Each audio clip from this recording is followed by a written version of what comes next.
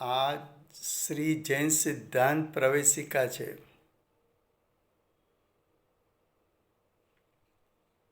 એમનો બીજો અધ્યાય. બીજા અધ્યાયમાં પંડિત ગોપાલદાસજી બરૈયા કર્મતંત્રની વાત કરે છે. એમાં પ્રશ્ન નંબર 143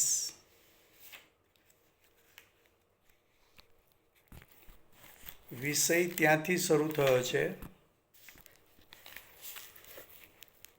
કે પ્રકૃતિબંધ ના કેટલા ભેદ છે.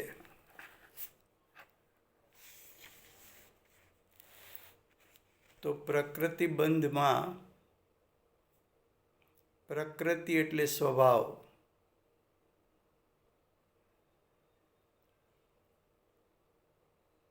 પ્રકૃતિ એટલે કર્મના સ્વભાવ. જે વિવિધ પ્રકારના કર્મનો બંધ થાય છે એ કર્મોના કેટલા ભેદ છે. તો જ્ઞાનાવરણી, દર્શનાવરણી, મોહનીય અને અંતરાય એ 4 ઘાતી કર્મ અને 4 અઘાતી વેદની આયુ, નામ અને ગોત્ર.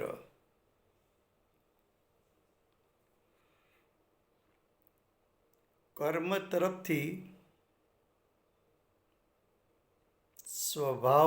કર્મના સ્વભાવના 2 ભેદ કરો તો ઘાતી ને અઘાતી કર્મ.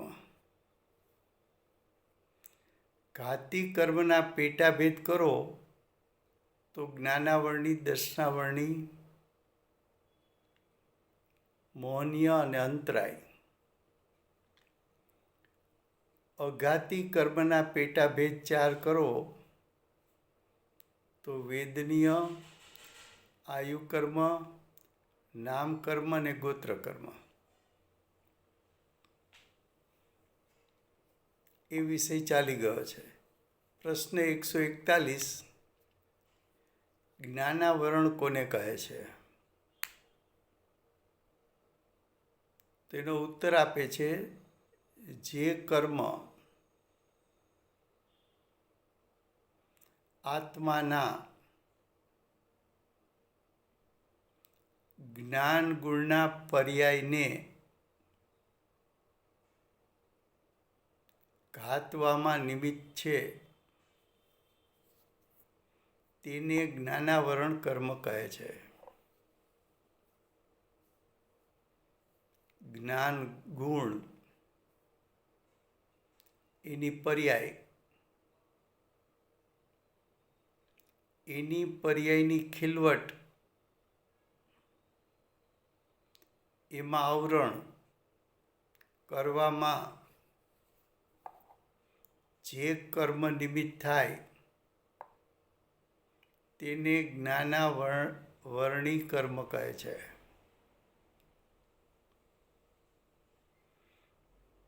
તો જે આ કર્મ છે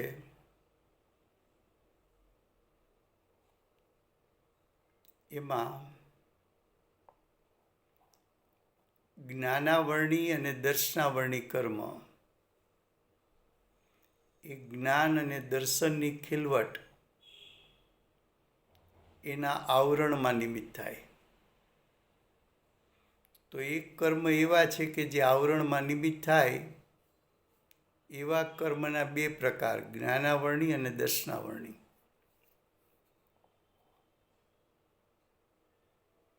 પછી વિપરીતતા ઉત્પન્ન થાય એમાં નિમિત્ત થઈ શકે એવું મોહનીય કર્મ છે. પણ મોહનીયના પેટાભેદ કરો તો દર્શન મોહનીય અને ચારિત્ર મોહની બે પ્રકારના કર્મ છે. દર્શન મોહનીય છે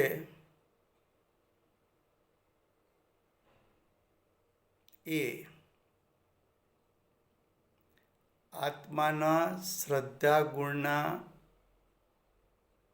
વિપરીત પરિણામ ઉત્પન્ન થવામાં નિમિત્ત છે, તેમજ ચારિત્ર ગુણના વિપરીત પરિણામ ઉત્પન્ન થવામાં ચારિત્ર મોહનીય કર્મ નિમિત્ત છે. તો આવરણમાં નિમિત્ત થઈ શકે એવા બે કર્મ, જ્ઞાનાવરણી, દર્શનાવરણી. એમ વિપરીતતામાં નિમિત્ત થઈ શકે એવો એક જ ભેદ પાડો તો મોહનીય, પણ મોહનીયના પેટાભેદ પાડો તો દર્શન મોહનીય અને ચારિત્ર મોહનીય. અને એક ત્રીજા પ્રકારના કર્મ હોય છે, એ અંતરાયમાં નિમિત્ત થાય છે. અંતરાયમાં નિમિત્ત એટલે શું? તો કે શક્તિરૂપ સામર્થ્ય હોય પણ એ વ્યક્ત ન થાય, એમાં નિમિત્ત થનારું કર્મ એ અંતરાય કર્મ કહેવાય. દ્રષ્ટાંત આપ્યો તો કે એક વ્યક્તિ 10 મિનિટમાં 1 કિલોમીટર ચાલે, એટલી એની ઝડપ છે, એટલી એની શક્તિ છે. પણ એ વ્યક્તિના શરીર ઉપર 20 કિલોનો પથ્થર બાંધી દો તો એનામાં 10 મિનિટમાં 1 કિલોમીટર અંતર કાપવાનું સામર્થ્ય હતું, પણ 20 કિલોનો પથ્થર બાંધ્યો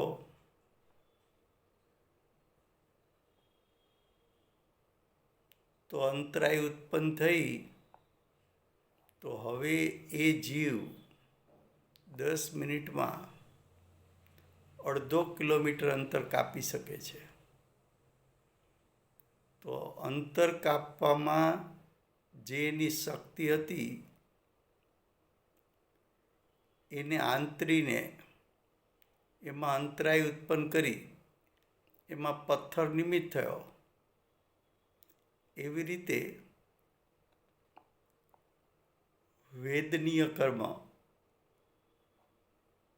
અંતરાય કર્મ.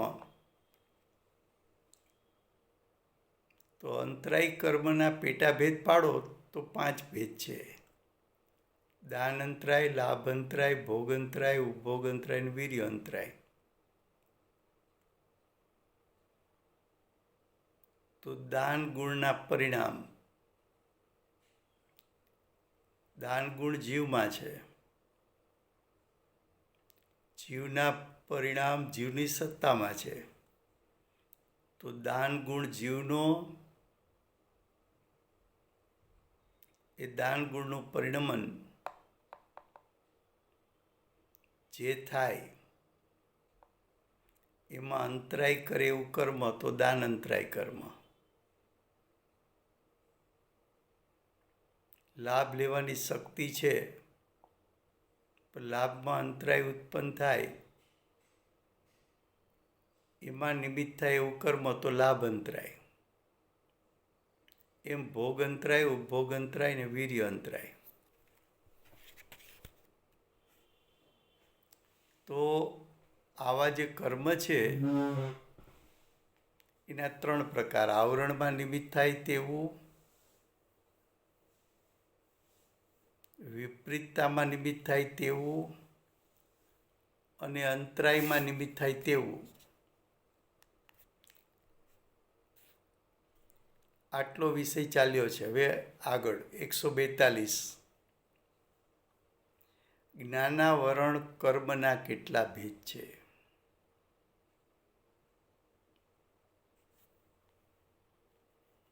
પેટાભેદ કરતા જાય છે. પેલા એમ કીધું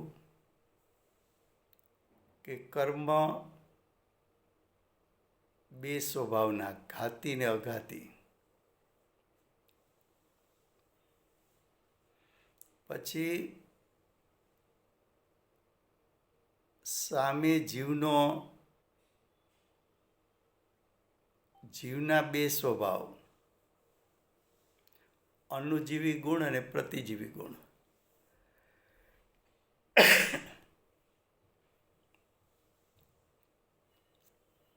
પછી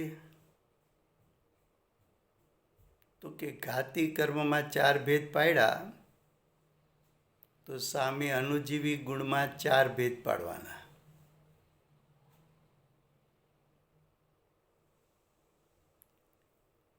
ઘાતી કર્મના 4 ભેદ. તો જ્ઞાનાવરણી, દર્શનાવરણી, મૌની ને અંતરાય.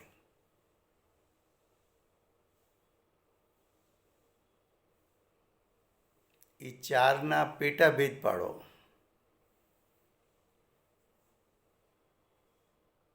તો મૌનીયમાં 2 ભેદ પડે, દર્શન મૌની, ચારિત્ર મૌની.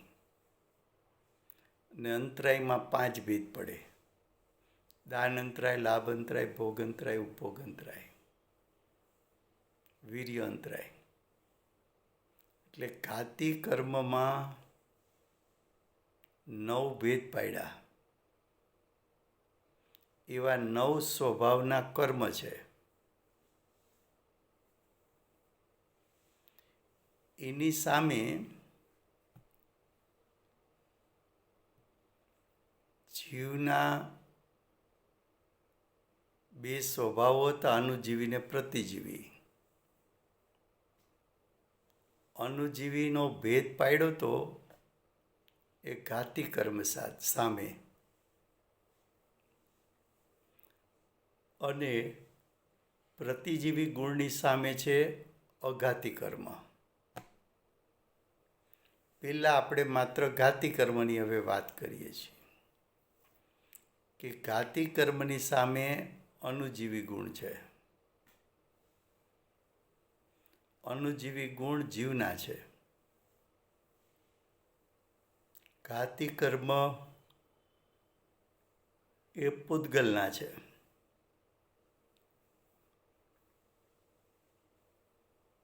હવે ઘાતી કર્મ એના પેટાભેદમાં 9 સ્વભાવ બતાવો તો સામે અનુજીવી ગુણના પણ 9 સ્વભાવના ભેદ પડે. જ્ઞાનાવરણી કર્મ સામે જ્ઞાન ગુણના પરિણામ. દર્શનાવરણી કર્મ સામે દર્શન ગુણના પરિણામ.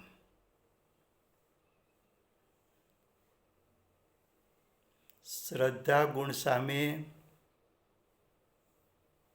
એટલે દર્શન મૌનીયની સામે શ્રદ્ધા ગુણના પરિણામ. ચારિત્ર મૌનીયની સામે ચારિત્ર ગુણના પરિણામ. દાન અંતરાય સામે દાન ગુણના પરિણામ. લાભ અંતરાય સામે લાભ ગુણના પરિણામ. ભોગ અંતરાયની સામે ભોગ ગુણના પરિણામ.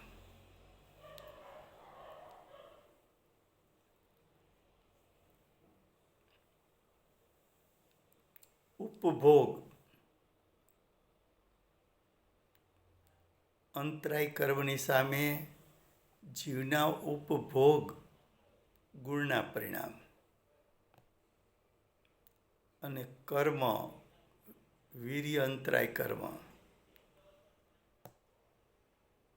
તો એની સામે વીર્ય ગુણના પરિણામ.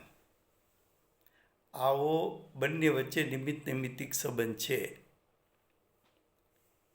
એવા નિમિત્ત નૈમિત્તિક સંબંધમાંથી હવે એક એક કર્મની વાત શરૂ કરે છે. પ્રશ્ન 142.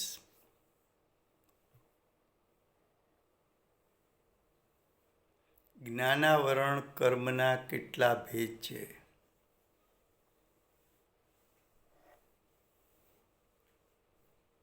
તો કે છે જ્ઞાનાવરણ કર્મના 5 ભેદ. મતિ જ્ઞાનાવરણ, શ્રુત જ્ઞાનાવરણ, અવધિ જ્ઞાનાવરણ, મનપર્ય જ્ઞાનાવરણ અને કેવલ જ્ઞાનાવરણ. હવે જો જ્ઞાનાવરણી કર્મ એના પેટાભેદ 5. મતિ જ્ઞાનાવરણ, શ્રુત જ્ઞાનાવરણ, અવધિ જ્ઞાનાવરણ, મનપર્ય જ્ઞાનાવરણ અને કેવલ જ્ઞાનાવરણ. તો સામે જ્ઞાન ગુણના 5 પરિણામ. મતિ જ્ઞાન, શ્રુત જ્ઞાન, અવધિ જ્ઞાન, મનપર્ય જ્ઞાન ને કેવળ જ્ઞાન. તો સામે એક તરફ કર્મનો સ્વભાવ, બીજી બાજુ જીવનો સ્વભાવ. એક બાજુ કર્મનો સ્વભાવમાં જ્ઞાનાવરણ લીધું, તો સામે જીવના સ્વભાવમાં જ્ઞાન ગુણ લીધો. જ્ઞાનાવરણી કર્મ એના 5 ભેદ લીધા, તો જ્ઞાન ગુણની પર્યાયના પણ 5 ભેદ લીધા.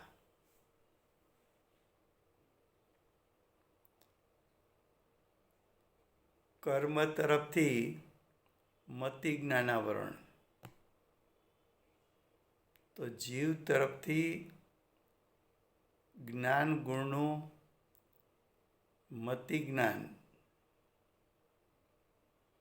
પરિણામ. બીજી બાજુ શ્રુત જ્ઞાનાવરણી, તો સામે જ્ઞાન ગુણના પર્યાયમાં કઈ પર્યાય લેવી? તો કે શ્રુત જ્ઞાનની પર્યાય. પછી જ્ઞાનાવરણી કર્મમાં અવધિ જ્ઞાનાવરણી, તો એની સામે જીવના જ્ઞાન ગુણના પરિણામ અવધિ જ્ઞાનરૂપ.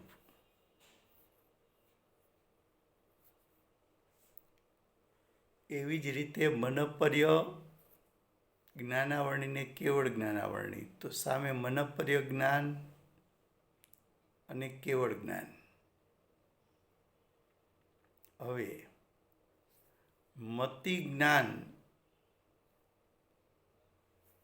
એની ખીલવટ, એમાં જે કર્મ એના આવરણમાં નિમિત્ત થાય એને મતિ જ્ઞાનાવરણી કર્મ કહેવાય. શ્રુત જ્ઞાનની ખીલવટ એના આવરણમાં જે નિમિત્ત થાય એને શ્રુત જ્ઞાનાવરણી કર્મ કહેવાય. અવધિ જ્ઞાનની ખીલવટમાં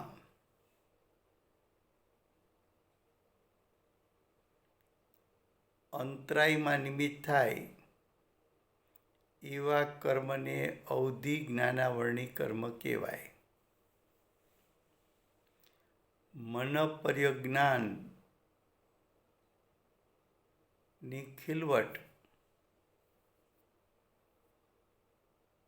એના આવરણમાં જે નિમિત્ત થાય એને મનપર્ય જ્ઞાનાવરણી કર્મ કહેવાય. કેવળ જ્ઞાનની ખીલવટમાં એના આવરણમાં જે નિમિત્ત થાય એ કર્મને કેવલ જ્ઞાનાવરણી કર્મ કહેવાય.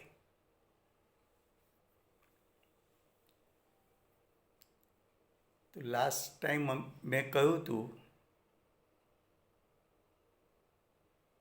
કે મોટે ભાગે માત્ર કર્મતંત્રનો જ્યાં જે લોકો અભ્યાસ કરાવે છે એ એકલા કર્મથી વાત કરે છે, પણ ખરેખર એ કર્મોને જીવના પરિણામ સાથે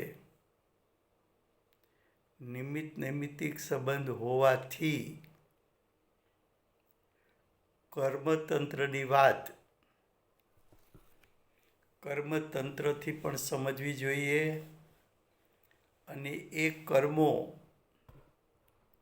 જીવના જે પરિણામમાં નિમિત્ત થાય છે એવા જીવના પરિણામનો પણ સાથે સાથે અભ્યાસ કરવો જોઈએ. કારણ કે જીવના પરિણામ અને કર્મતંત્ર વચ્ચે નિમિત્ત નૈમિત્તિક સંબંધ અનાદિનો ચાલ્યો આવે છે. અને જ્યાં સુધી તું સિદ્ધ પદની પ્રાપ્તિ નહીં કર ત્યાં સુધી કોઈને કોઈ કર્મ સાથે તારો નિમિત્ત નૈમિત્તિક સંબંધ ચાલુ રહેવાનો છે. તો બંને તરફથી સમજવું. તો જુઓ, ક્વેશ્ચન 142માં શું કીધું? જ્ઞાનાવરણના કેટલા ભેદ છે? તો આપણે ભેદ વાંચીએ એની સાથે સાથે જીવના પરિણામનો પણ વિચાર સાથે ચાલવો જોઈએ કે જ્ઞાનાવરણ કર્મનો પહેલો ભેદ મતિ જ્ઞાનાવરણ. તો સાથે સાથે આપણને ખ્યાલ આવવો જોઈએ કે જીવના મતિ જ્ઞાનરૂપ પરિણામની ખીલવટમાં આવરણમાં નિમિત્ત થાય તે કર્મ મતિ જ્ઞાનાવરણ કર્મ છે. એ જ પ્રકારે પાંચે પ્રકારમાં સમજવું. હવે પ્રશ્ન 143, દર્શનાવરણ કર્મ કોને કહે છે? તો દર્શનાવરણ કર્મ એ પૂતગલ તરફથી વાત છે, અજીવ તરફથી વાત છે. એની સામે દર્શનાવરણ કર્મની સામે જીવમાં દર્શન નામનો ગુણ છે અને દર્શન ગુણને એના પરિણામ છે. તો જે દર્શનાવરણ કર્મ છે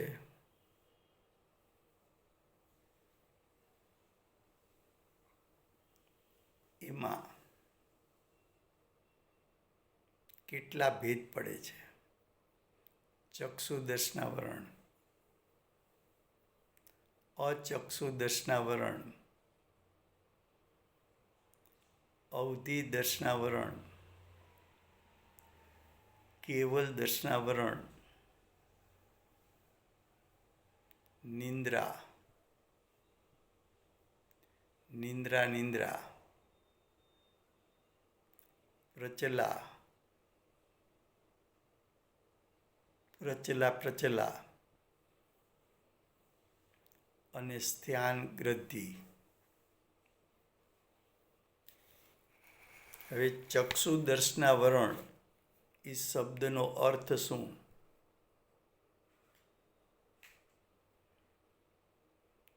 તો કે દર્શન ઉપયોગ.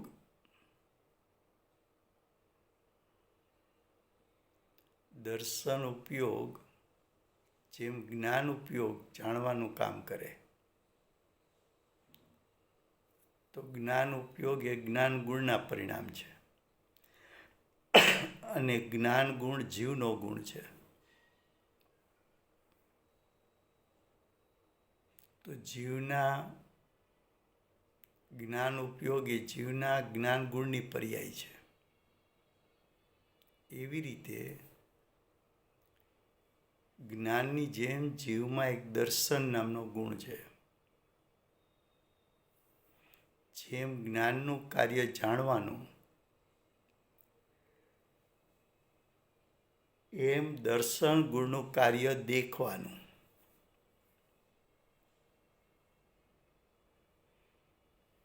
દર્શન ગુણ જીવનો ગુણ છે, ત્રિકાળ છે, જીવની સત્તામાં અભેદ છે. જ્ઞાન ગુણ પણ જીવનો ગુણ છે, જીવની સત્તામાં અભેદ છે. જ્ઞાન ગુણને પોતાના પરિણામ જાણવાપણાના છે, દર્શન ગુણને પોતાના પરિણામ દેખવારૂપ છે. હવે જેમ જ્ઞાન ગુણ 5 ઇન્દ્રિયનું અવલંબન લઈ પર પદાર્થને જાણવા જાય છે, એવી રીતે દર્શન ઉપયોગ ચક્ષુનું અવલંબન લઈને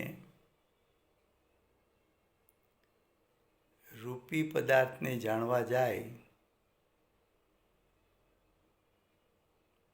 તો એ ચક્ષુ દર્શન ઉપયોગ એ જીવના દર્શન ગુણના પરિણામ છે. જીવના દર્શન ગુણના પરિણામ હોવા છતાં એને ચક્ષુ દર્શન ઉપયોગ કેમ કહ્યો? ચક્ષુ તો અચેતન છે, દર્શન ઉપયોગ તો ચેતનવંતાનું લક્ષણ છે. તો કે ચક્ષુ દર્શન ઉપયોગ એમ શબ્દ પ્રયોગ એટલા માટે કર્યો કે જીવના છે તો એ દર્શન ગુણના પરિણામ છે, તો ચેતનવંતા પરિણામ. દર્શન નામનો સ્વભાવ, દર્શન નામનો ગુણ, જીવનો ગુણ છે, માટે એને પરિણામ છે. હવે એનું પરિણામ કઈ રીતે થાય છે?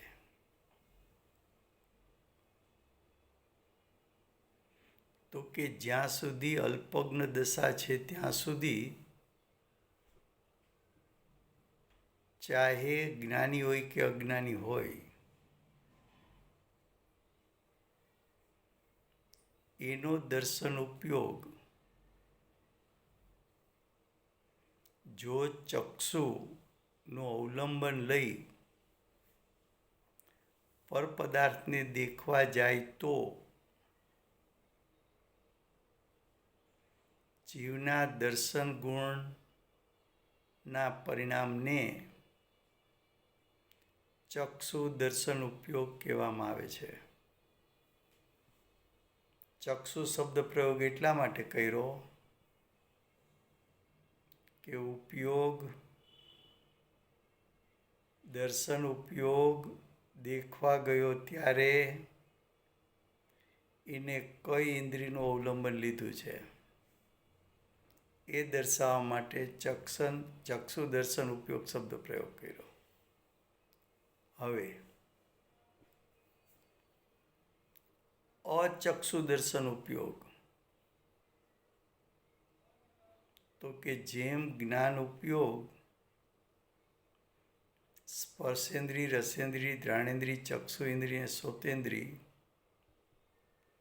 એ 5 ઇન્દ્રિયોનું અવલંબન લઈ અને 5 ઇન્દ્રિયના વિષયોને જાણવા જાય છે, તેવી જ રીતે દર્શન ઉપયોગ પણ 5 ઇન્દ્રિયનું અવલંબન લઈને પર પદાર્થોને જાણવા જાય છે. એમાં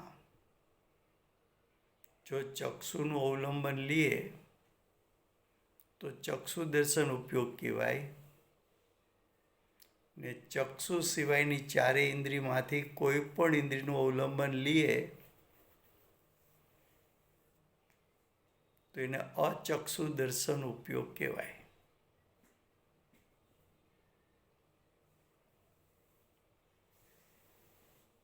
દર્શન ગુણ જીવનો ગુણ, દર્શન ઉપયોગ એ જીવના દર્શન ગુણની પર્યાય. એ દર્શન ઉપયોગ ચક્ષુનું અવલંબન લઈને પણ પરિણમે, એટલે કે ચક્ષુને નિમિત્ત બનાવીને દેખવાનું કાર્ય કરે, અથવા દર્શન સિવાયની 4 ઇન્દ્રિય સ્પર્શેન્દ્રિય, રસેન્દ્રિય, ઘ્રાણેન્દ્રિય અને શ્રોતેન્દ્રિય 4 ઇન્દ્રિય, ચારમાંથી કોઈ પણ ઇન્દ્રિયનું દર્શન ઉપયોગ નિમિત્ત બનાવીને કાર્ય કરે તો અચક્ષુ દર્શન ઉપયોગ કહેવાય.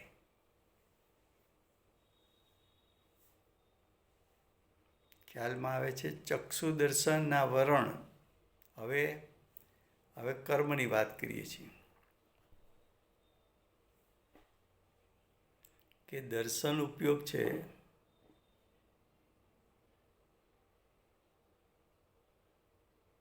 એ દર્શન ઉપયોગ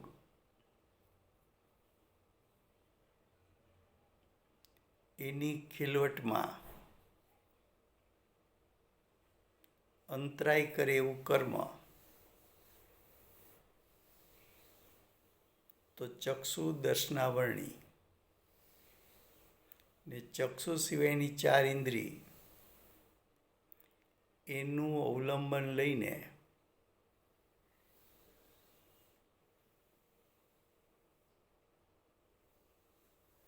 શું કીધું?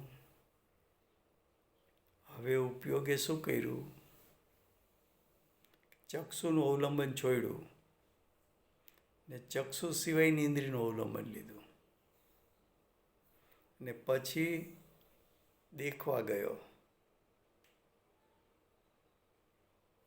હવે એવી જે દેખવાની ક્રિયા દર્શન ગુણની કે જેમાં 4 ઇન્દ્રિયો નિમિત્ત છે, માટે અચક્ષુ દર્શન કીધું.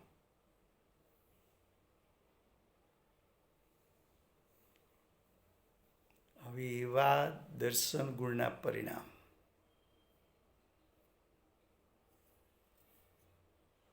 અચક્ષુ દર્શન ઉપયોગ એની ખીલવટમાં અંતરાય કરે એવું નિમિત્ત અચક્ષુ દર્શનાવરણ કહેવાય. હવે અવધિ દર્શનાવરણ. અવધિ જ્ઞાન. જેમ અવધિ જ્ઞાન છે, જેમ જ્ઞાન ગુણમાં મતિ જ્ઞાન, શ્રુત જ્ઞાન, અવધિ જ્ઞાન છે,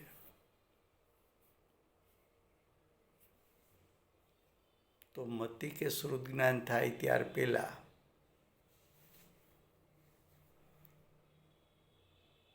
ચક્ષુ દર્શન ઉપયોગ અથવા અચક્ષુ દર્શન ઉપયોગ શરૂ થાય.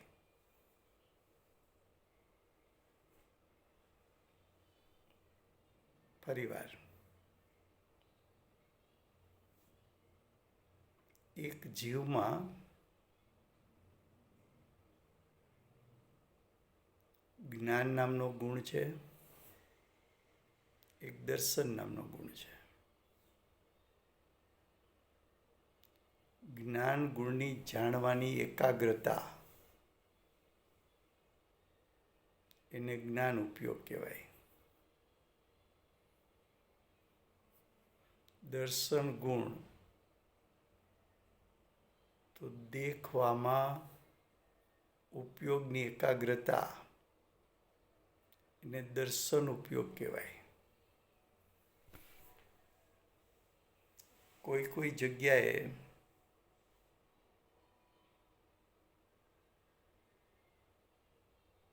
માત્ર એટલું જ લખ્યું છે કે ઉપયોગ જીવનું લક્ષણ છે.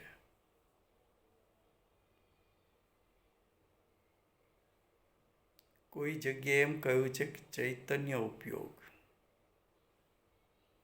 એ જીવનું લક્ષણ છે.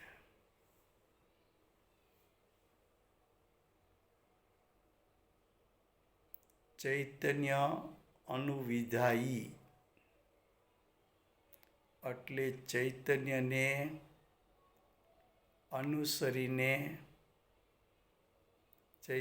અનુસરીનેનો અર્થ જેવો ચૈતન્ય સ્વભાવ છે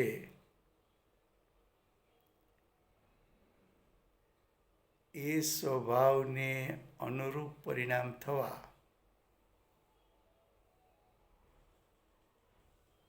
તેને ચૈતન્ય અનુવિધાયી કહેવાય.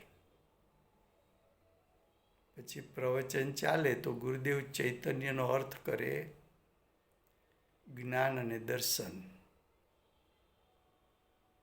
અને ચૈતન્ય ઉપયોગનો અર્થ કરે જ્ઞાન ઉપયોગ ને દર્શન ઉપયોગ.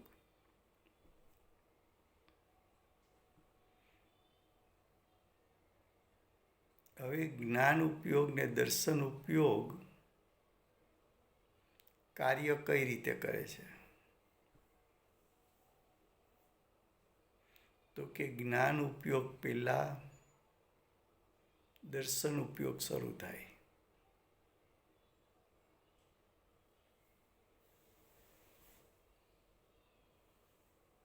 તો અવધિ જ્ઞાન પહેલા અવધિ દર્શન શરૂ થાય.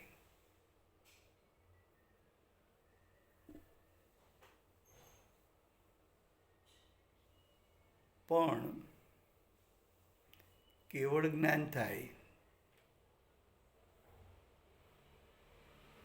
ત્યાં કેવળ જ્ઞાન પહેલા કેવળ દર્શન થાય એમ નથી કહ્યું. ત્યાં એમ કહ્યું કે કેવળ દર્શન અને કેવળ જ્ઞાન એક સાથે થાય.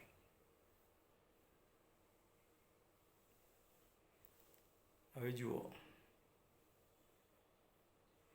ફરીવાર પ્રશ્ન 144.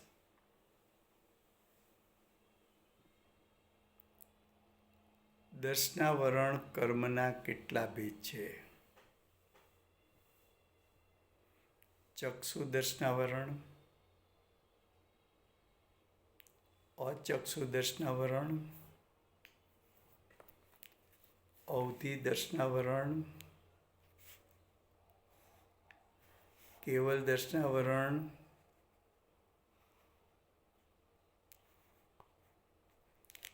નિંદ્રા, નિંદ્રા, પ્રચલા અને સ્થાન ગ્રંથિ. હવે પેલા એના શબ્દોનો અર્થ. ચક્ષુ દર્શનાવરણ કોને કહેવાય? તો કે જીવ તરફથી દર્શન ઉપયોગ છે અને કર્મ તરફથી દર્શનાવરણી કર્મ છે.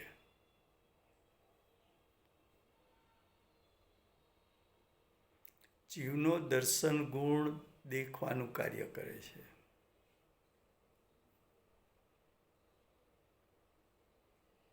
પણ દેખવાનું કાર્ય કરે ત્યારે ચક્ષુને નિમિત્ત બનાવે તો ચક્ષુ દર્શન ઉપયોગ કહેવાય. એ જીવના દર્શન ગુણનું કાર્ય.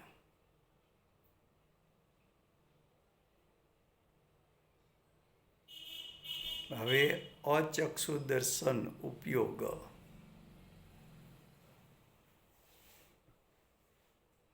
તો કે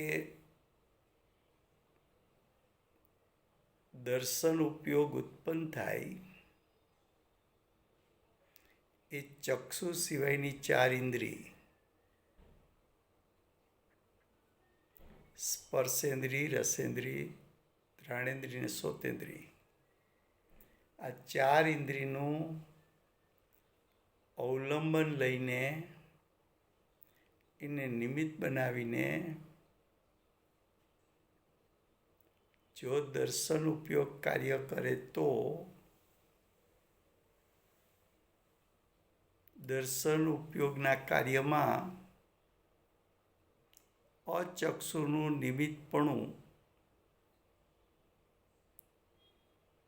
હોવાથી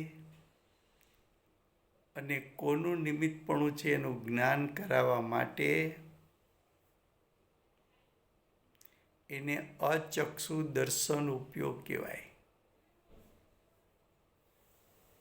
તો ચક્ષુ દર્શન ઉપયોગ ને અચક્ષુ દર્શન ઉપયોગ બંને કાર્ય કોનું? તો કે જીવના દર્શન ગુણનું કાર્ય છે. ચક્ષુ અચક્ષુ શબ્દ પ્રયોગ શું કામ કર્યો?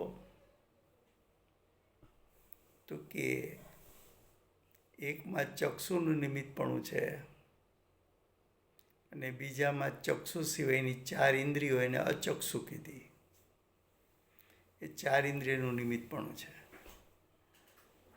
હવે ચક્ષુ દર્શનાવરણ કર્મ કોને કહેવાય? તો કે જીવનો દર્શન ગુણ ચક્ષુનું નિમિત્ત લઈને દેખવા રૂપની ખીલવટનું જે કાર્ય થયું એમાં એના આવરણમાં નિમિત્ત થાય એવા કર્મને ચક્ષુ દર્શનાવરણ કર્મ કહેવાય.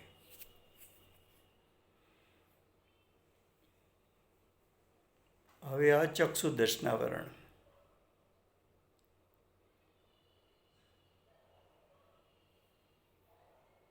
તો કે અચક્ષુનો અર્થ છે 4 ઇન્દ્રિયો. અચક્ષુ એટલે 4 ઇન્દ્રિય. 4 ઇન્દ્રિયમાં કઈ ઇન્દ્રિય આવશે? સ્પર્શેન્દ્રિય, રસેન્દ્રિય,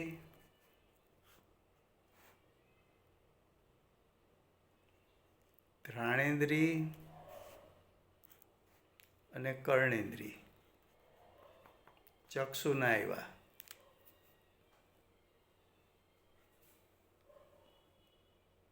હવે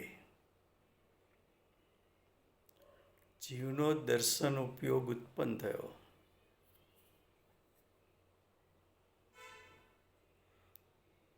ચક્ષુ સિવાયની 4 ઇન્દ્રિયનું અવલંબન લઈ વિશ્વના પદાર્થને દેખવા ગયો. એ કાર્ય જીવના દર્શન ગુણનું છે અને એમાં નિમિત્ત 4 ઇન્દ્રિયો છે.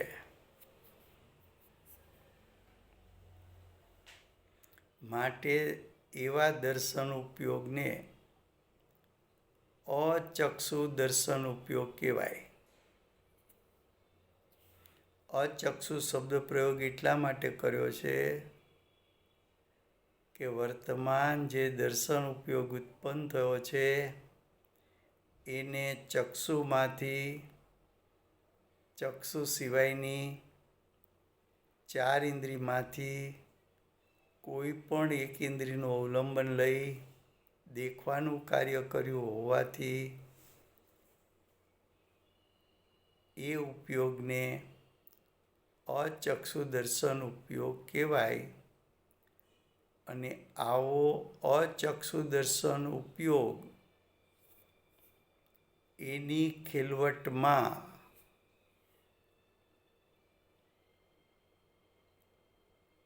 અંતરાય રૂપે નિમિત્ત જે થાય તે કર્મને દર્શનાવરણી કર્મ કહેવાય. હવે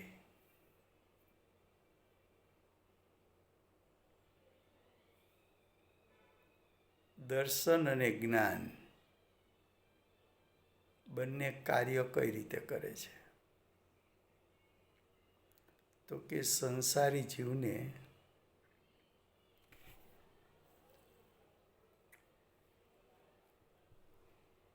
જ્ઞાન ઉપયોગ ઉત્પન્ન થતા પહેલા દર્શન ઉપયોગ પદાર્થને અખંડ એકપણે એટલે કે ભેદ પ્રભેદ કર્યા વગર માત્ર એટલું જાણે એટલું દેખે કે કંઈક છે.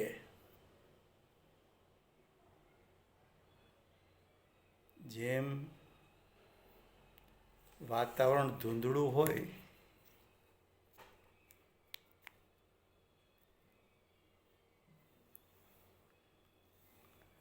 क्या कहा कि वातावरण ऐसा हो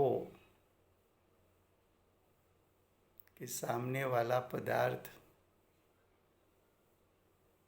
दिखने में ना आए.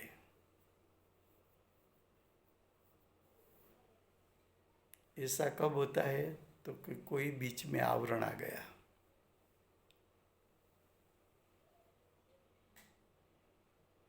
वैसी तरह दर्शन उपयोग का कार्य तो देखना है और दर्शन उपयोग जो है जीव का वो अपना परिपूर्ण शक्ति रूप सामर्थ्य व्यक्त करे तो उसको केवल दर्शन कहने में आता है. केवल दर्शन तो एक समय में 3 काल 3 लोक को देख लेता है. तो दर्शन गुण उसमें जितना शक्ति रूप सामर्थ्य है वो परिपूर्ण शक्ति रूप सामर्थ्य एक समय के लिए व्यक्त हो गया तो उसको केवल दर्शन कहा. केवल दर्शन दर्शन गुण वो जीव का गुण है तो उसको जीव का परिणाम कहा.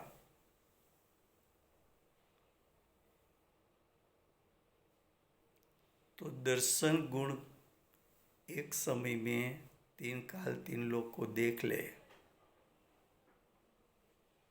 इतना शक्ति रूप सामर्थ्य है, लेकिन व्यक्त क्यों नहीं हो रहा है? तो कि उसकी व्यक्तता में आवरण कर सके, आवरण में निमित्त हो सके ऐसे कर्म है. वो कर्मों को दर्शनावरण कर्म कहने में आता है.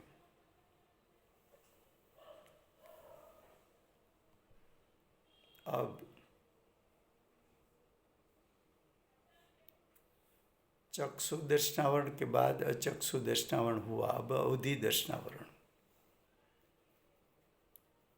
तो अवधि ज्ञान से पहले अवधि दर्शन उपयोग उत्पन्न होता है और अवधि दर्शन उपयोग उसके आवरण में जो कर्म निमित्त बनता है उसको अवधि दर्शनावरण कहने में आता है।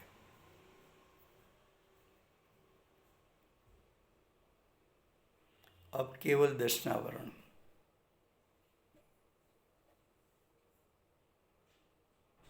दर्शन नाम का जीव का गुण है।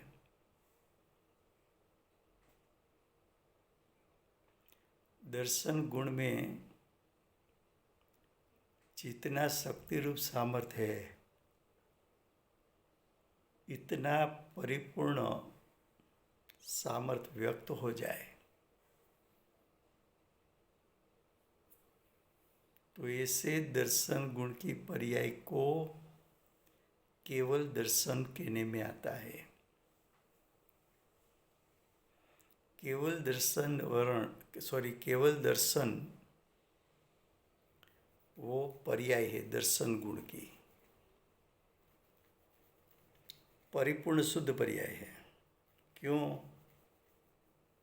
तो क्या परिपूर्ण शक्ति रूप सामर्थ्य पर्याय में व्यक्त हुआ है।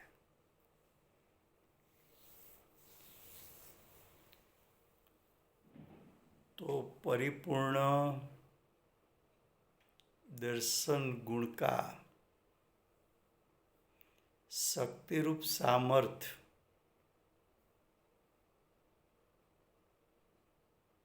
व्यक्त नहीं होता है तब उसकी व्यक्तता को आवरण कर सके, यानी आवरण में निमित्त हो सके, ऐसे कर्म को केवल दर्शनावरण कर्म कहने में आता है। अब निंद्रा, निंद्रा का अर्थ है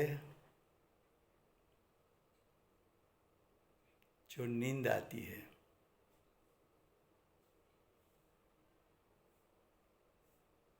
जो सामान्य नींद होती है उसको निंद्रा कहने में आता है, लेकिन गाढ़ नींद आ गई,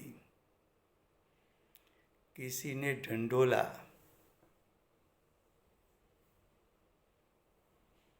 किसी ने उसका हाथ पांव हिलाया,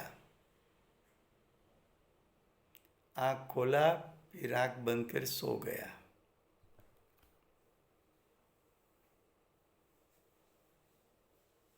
सुबह 5 बजे जगाया, जागा नहीं, आँख खोला, कुछ जवाब भी दिया, फिर सो गया।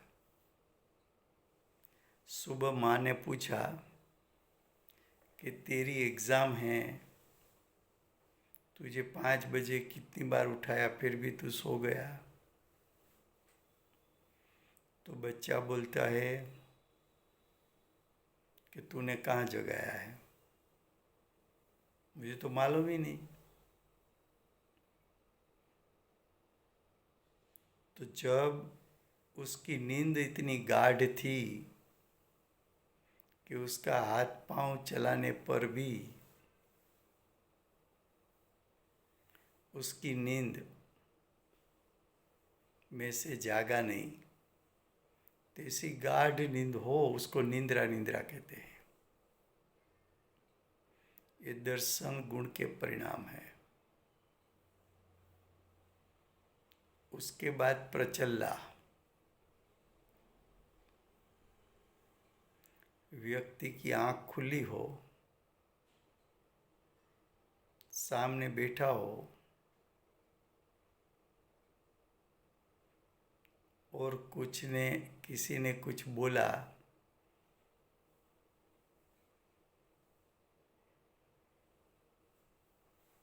फिर भी उसको मालूम नहीं है कि ये मुझे कुछ कह रहे हैं, तो ये तंद्रा अवस्था में है। तंद्रा अवस्था जागता हुआ सोता है, सामने कुछ घटना घटी मालूम नहीं, प्रचला कहने में आता है। प्रचला प्रचला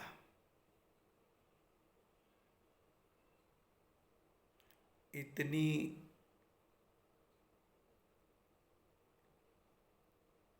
गाढ़ तंद्रा अवस्था है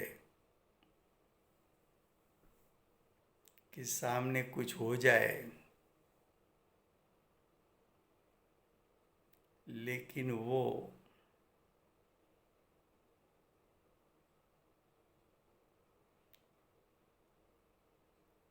अपने भाव में से बाहर निकलकर जो घटना घटती है,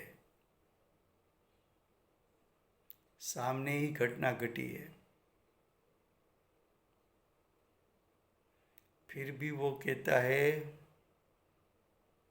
कि आप क्या बात कर रहे हो, हमें तो मालूम ही नहीं। तो उसको प्रचला प्रचला कहते हैं।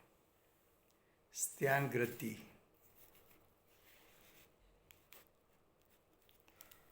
नींद में हो, घर में से रात को 1 बजे 2 बजे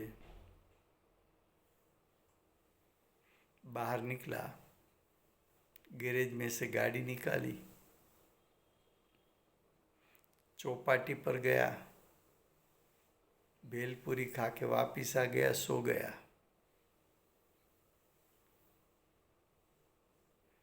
घर के सभ्य ने सुबह कहा कि भाई रात 1-2 बजे कहाँ तू चला गया था? नहीं नहीं, मैं तो कहीं नहीं गया हूँ। लोग कहते हैं कि उसको रात्रि को चलने की आदत है, नींद में चलने की आदत है। वो स्त्यानग्रति का उदय है, उसकी स्थिति ऐसी हो जाती है कि गाढ़ में गाढ़ तंद्रावस्था हो गई, सब घटना घट गई।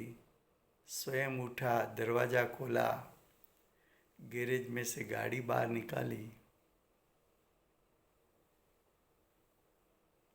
खाना खाया पिया, घर में आया, फिर सो गया। सुबह पूछो तो मालूम नहीं, ऐसी स्थिति उस ध्यानग्रति है। तो समय हो गया है, यहाँ तक रखते हैं। कल दोपहर को चलेगा स्वाध्याय 4 से 5 समय सार पर, और रात को चलेगा, ये हमारा विषय चलता है वही,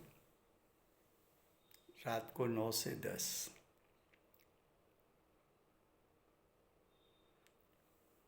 વર્તમાન 24ના આખરી તીર્થંકર બાળ બ્રહ્મચારી શ્રી મહાવીર ભગવાનનો જય હો। મહાવિદ્ય ક્ષેત્રે બિરાજતા પ્રથમ તીર્થંકર ધર્મ ધુરંધર અનંત ચતુષ્ટયના ધારક દિવ્ય ધ્વનિના દાતાર શાસન ઉપકારી શ્રી સિમંદર ભગવાનનો જય હો। કડીકાળ સર્વજ્ઞ કેવળ જ્ઞાની તળેટીમાં બેઠેલા મહાસમર્થ આચાર્ય ભગવત શ્રી કુંદકુંદાચાર્ય દેવનો જય હો। વર્તમાન કાળે જીવની મુખ્યતાથી કર્મનું સ્વરૂપ સમજાવનાર તીર્થના નાયક, તીર્થના સ્થાપક, તીર્થના પ્રવર્તક પરમ કૃપાળુ શ્રી સદગુરુ દેવનો જય હો।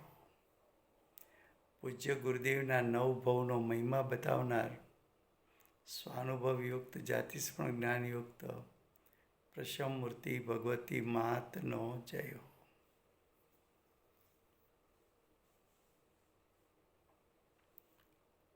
સમ્યક દર્શનની પ્રાપ્તિમાં નિમિત્તરૂપ જીનવાણી માતનો જય હો. પૂજ્ય ગુરુદેવ અને માતાજીની સાધના ભૂમિ સુવર્ણપુરી ધામનો જય હો. સુવર્ણપુરી ધામમાં બિરાજમાન સર્વે દેવ શાસ્ત્ર ગુરુ ભગવાનનો જય હો. વર્તમાન ગુરુ અને ભવિષ્યના શ્રી સૂર્યકીર્તિ તીર્થંકર ભગવાનનો જય હો. શ્રી સૂર્યકીર્તિ ભગવાનના સમોસરના મુખ્ય ગણધર શ્રી દેવેન્દ્ર કીર્તિનાથ ભગવાનનો જય હો. પરમ દિગંબર જૈન ધર્મનો જય હો.